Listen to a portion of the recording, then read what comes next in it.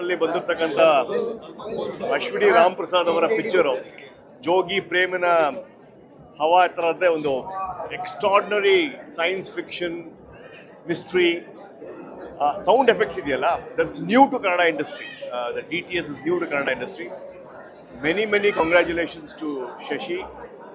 Amazing. ಅವರು ಓದ್ಕೊಂಡಿರೋದಕ್ಕೂ ಅವ್ರ ಫಿಲ್ಮ್ ಇಂಡಸ್ಟ್ರಿಯಲ್ಲಿ ಮಾಡಿರೋ ಕೆಲಸಕ್ಕೂ ಎಲ್ಲವೂ ಪರ್ದೆ ಮೇಲೆ ಕಾಣ್ತಾ ಇದೆ. ಅದು ಶಶಿಯ ಒಂದು direction skills.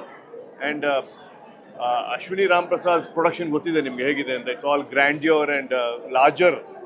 So I wish Garga team very all the best.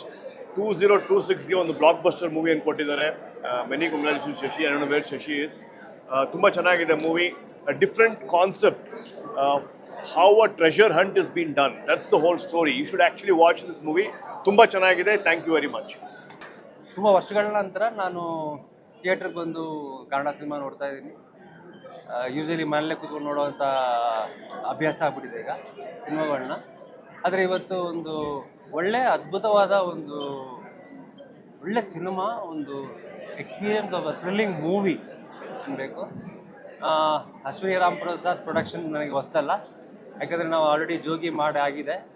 So ಮತ್ತೆ ಅಶ್ವಿನಿ ರಾಮ್ ಪ್ರಸಾದ್ ಅವರು ಅವರ ಮಗನ ಇಟ್ಕೊಂಡು ಈ ಸಿನಿಮಾ ಮಾಡಿದ್ದಾರೆ. ತುಂಬ ಅದ್ಭುತವಾಗಿ ಮಾಡಿದ್ದಾರೆ. DOP, ರೀರೆಕಾರ್ಡಿಂಗ್, ಆಮೇಲೆ ನಮ್ಮ ಕನ್ನಡ ಕಲಾವಿದರು ಎಲ್ಲ ಕಲಾವಿದರು ತುಂಬ ನೀಟಾಗಿ ಅವ್ರು ಕೊಟ್ಟಿರೋ ಕೆಲಸನ ತುಂಬ ನೀಟಾಗಿ ಅಚ್ಚುಕಟ್ಟಾಗಿ ಮಾಡಿದ್ದಾರೆ.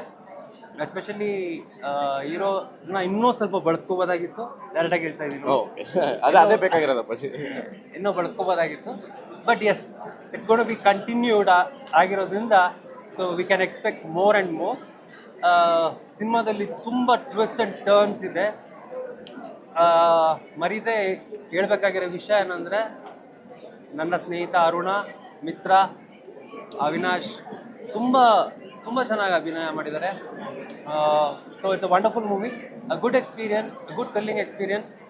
ಎಲ್ಲರೂ ಈ ಸಿನಿಮಾನ ಒಂದ್ಸಲ ನೋಡಿ ಒಂದು ಎಕ್ಸ್ಪೀರಿಯನ್ಸ್ ಮಾಡಬೇಕು. Especially the rerecording and the DOP and the direction, screenplay, it's really good, extraordinary. Thank you. ನಮಸ್ಕಾರ.